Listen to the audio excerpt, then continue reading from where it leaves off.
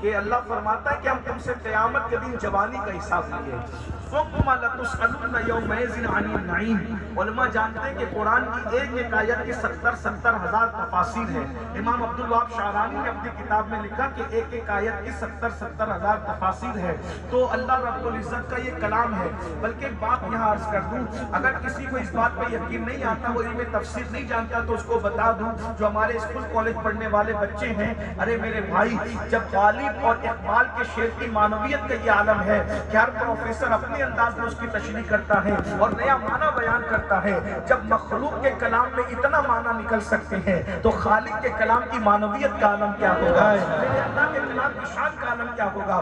بلکہ قرآن کے بارے میں تو صوفیہ فرماتے ہیں کہ قرآن کا نزول بند ہو گیا ہے، مگر قرآن کے معانی کا نزول آج بھی علماء کے دل پر ہو رہا ہے۔ ہر وقت عالم کے دل پر ایک نیا معنی نازل ہوتا ہے۔ اللہ اکبر۔ وہ اندازہ فرمائیں تو نعیم کے بارے میں اللہ فرماتا ہے ہم تم سے کل قیامت کے دن نعیم کے بارے میں پوچھیں گے۔ تو نعیم کی بہت ساری تفاسیر کی گئی، کسی نے کہا غذا کے بارے میں، کسی نے کہا لباس کے بارے میں، کسی نے کہا پانی کے بارے میں، کسی نے کہا نعمت کے بارے میں۔ لیکن اور بلکہ ایک بات یہ بھی کہہ دوں، ایک قول یہ بھی ہے کہ نعیم سے مراد یہاں پر علی مرتضیٰ اور اولاد علی کی محبت کا سوال ہے۔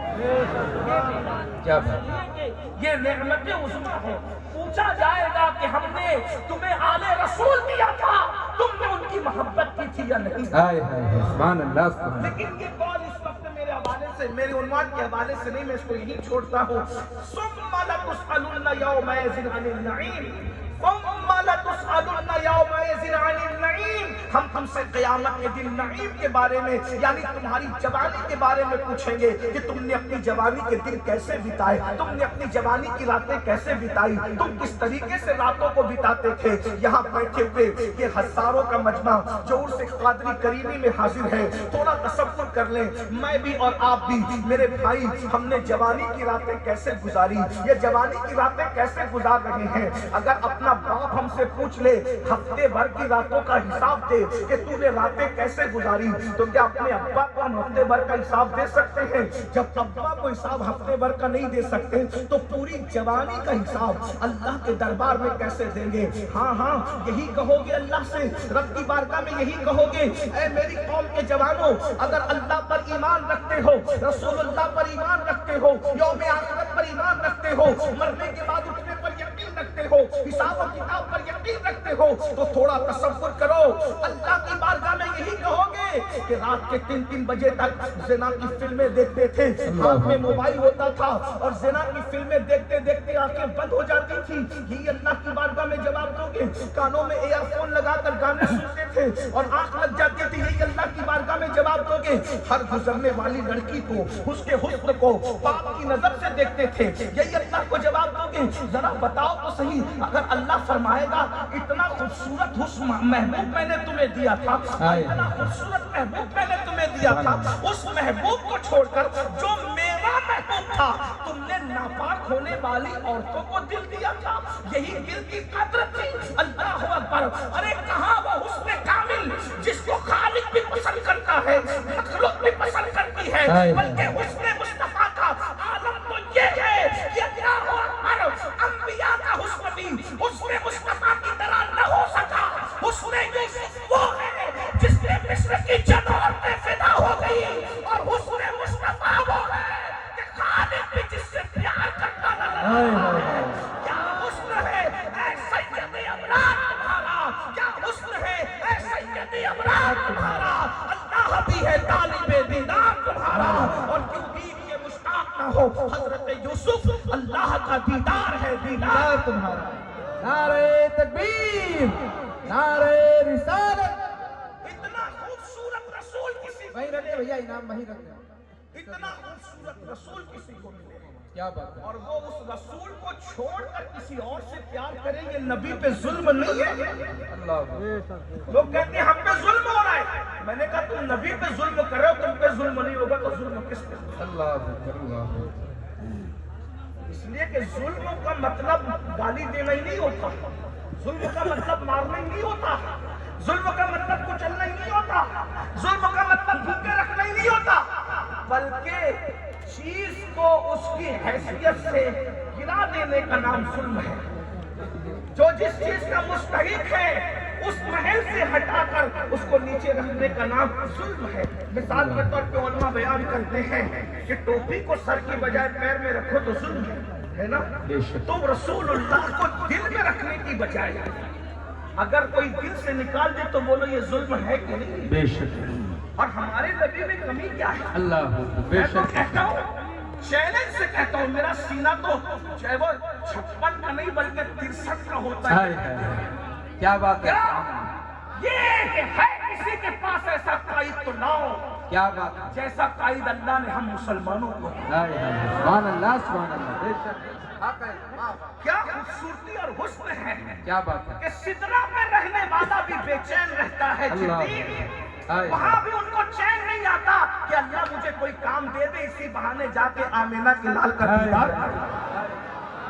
तो बरेली से आवाज आती है, बेलिकाए यार, उनको चैन आ जाता अगर बार बार आते न यूं जिब्रील सिदरा छोड़कर।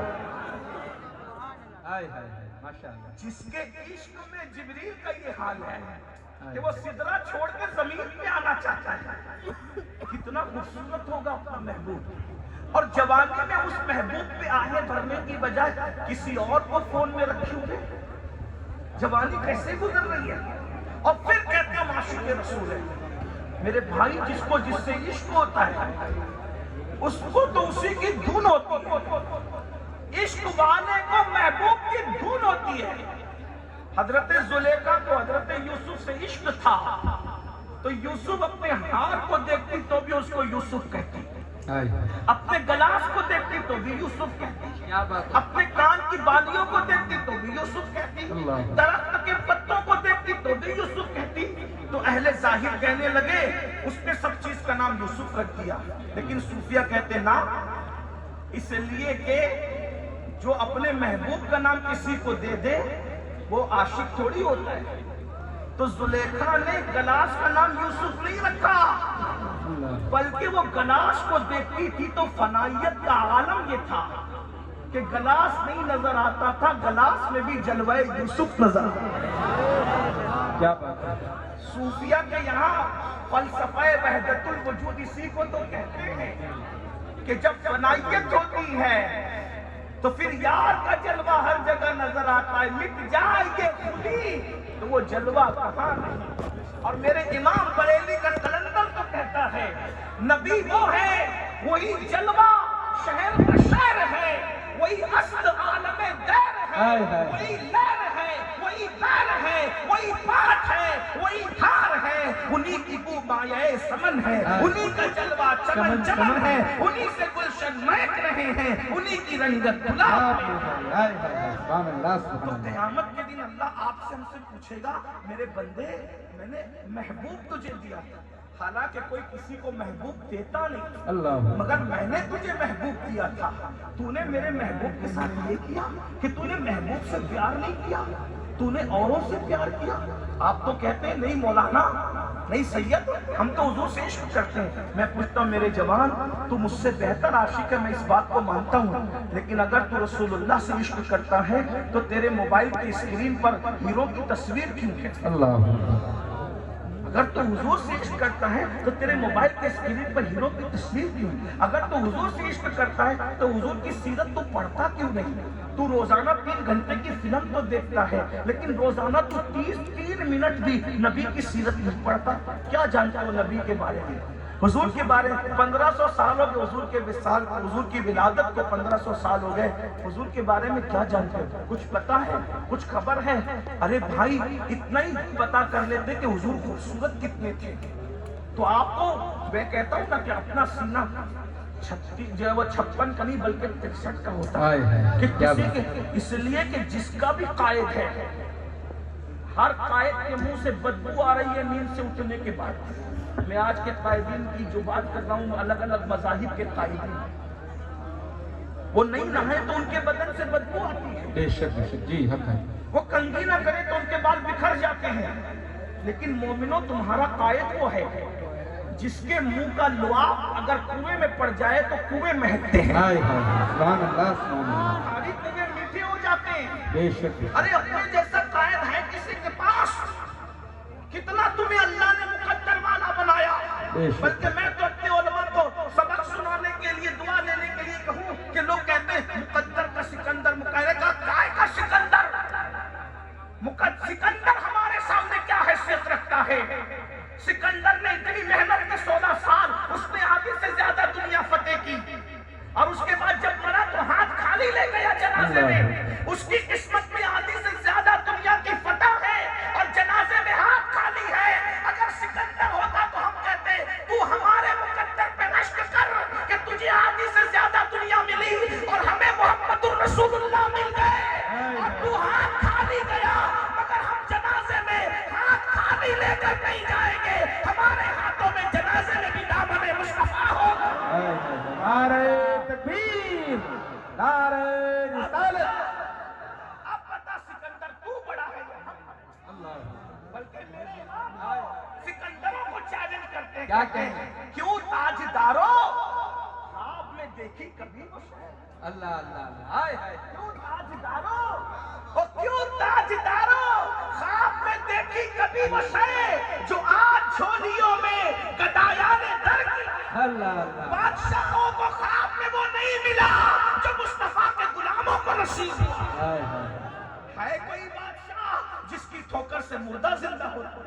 اگر یہ نصیب ہے کسی کی جھولی میں تو میرے نبی کا غلام ہے جسے دنیا شیخ عبد القادر جیلانی ہے۔ ہائے ہائے، سبحان اللہ سبحان اللہ، ہے کوئی بادشاہ ایسا کہ جس نے کہہ دیا کہ ساگر گھاگر میں سمٹ آئے تو سمٹ آیا ہو؟ بے شک بے شک، ہے کوئی بات؟ خواب میں بھی اس سے یہ نہیں ہوا۔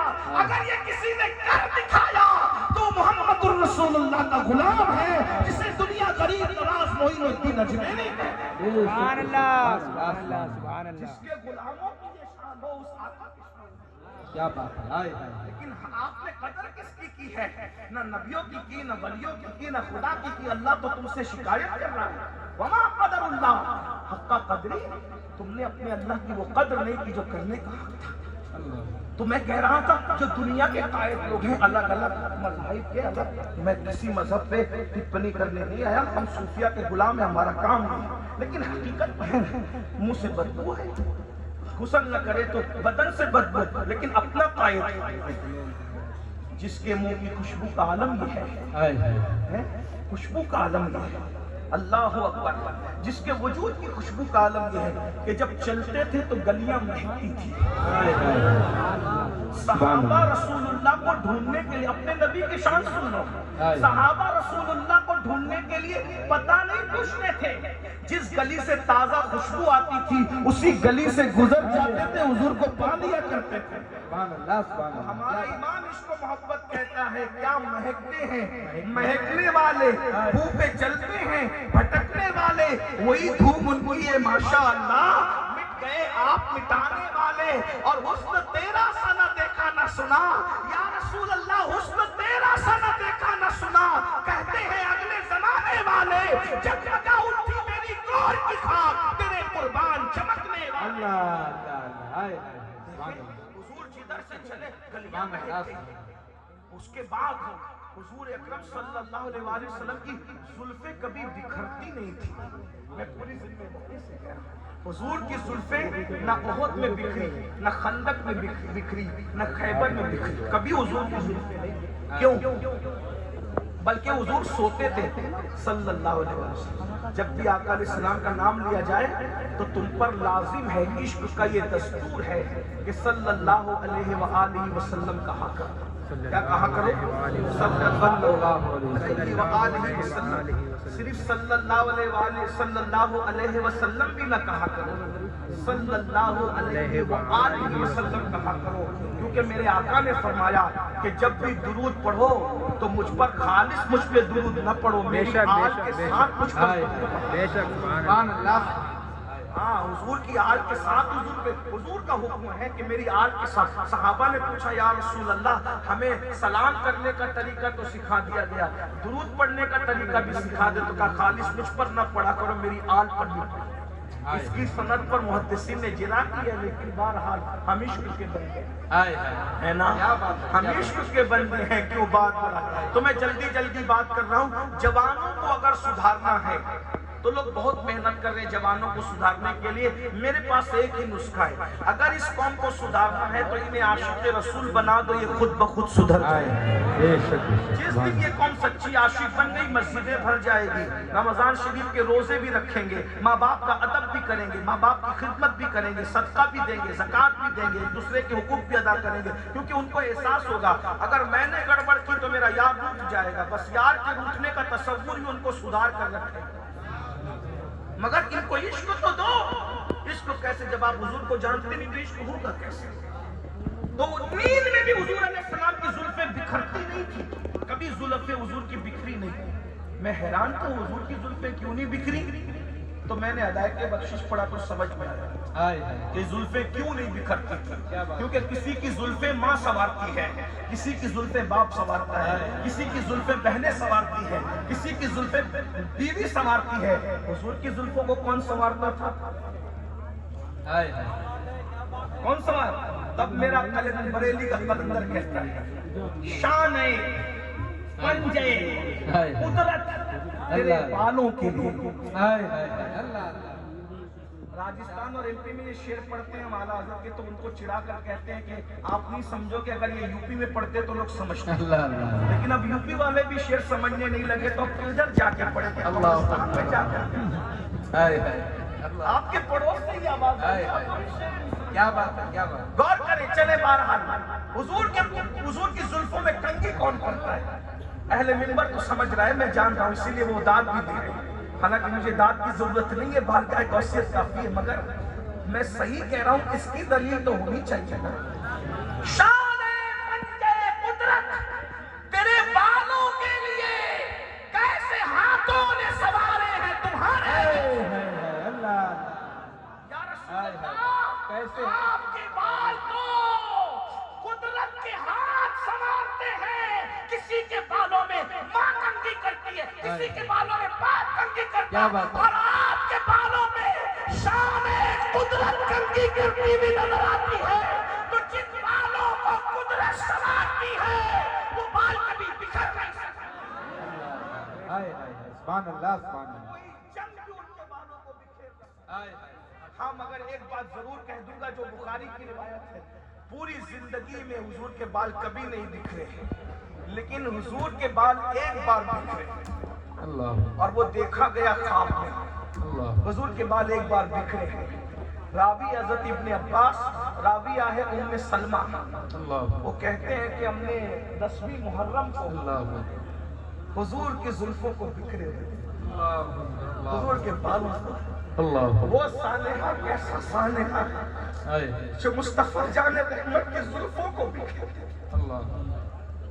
اور یہ صرف خواب نہیں، اس لیے کہ صحابی جب خواب بیان کر دے تو اس کی حیثیت حدیث کی ہو جاتی ہے۔ یہ اہل علم جانتے ہیں، یا تو ہم اس کو اثر کہتے ہیں یا تو ہم اس کو حدیث موقوف کہتے ہیں، اللہ اکبر۔ اندازہ کیجئے کہ اللہ کے رسول علیہ السلام کی زلفیں بکھری ہوئی ہے اور دامن پر غبار چوم رہے ہیں، دامن اقدس کو، داڑھی شریف کو غبار۔ ام المومنین ام سلمہ نے پوچھا رسول اللہ آپ کی زلفیں بکھری، بال بکھرے اور دامن پر گرد و غبار بوسے لے رہے ہیں، حضور کیا ہے؟ آقا فرماتے ہیں آج میرا بیٹا حسین شہید ہو گیا، اللہ اکبر، اللہ، اور میں صبح سے لے کر اب تک کربلا میں اس کے اور اس کے ساتھیوں کا خون اس بوتل میں جمع کر رہا تھا، میں وہیں سے آ رہا۔ اس سے سانحہ کربلا کا بھی پتہ چلتا ہے، لیکن بہرحال میں یہ عرض کر رہا تھا کہ جس کی زلفیں کبھی نہ بکھرے وہ تمہارا میرا محبوب ہے۔ ایک آخری بات کر کے بات ختم کروں، حضور اتنے خوبصورت تھے کہ جب مسکراتے تھے، جب حضور مسکراتے تھے تو چہرہ ایسا چمکتا تھا، ایسا چمکتا تھا کہ اگر دیوار کے سامنے کھڑے تو دیواروں کا عکس حضور کے رخسار میں نظر آتا تھا۔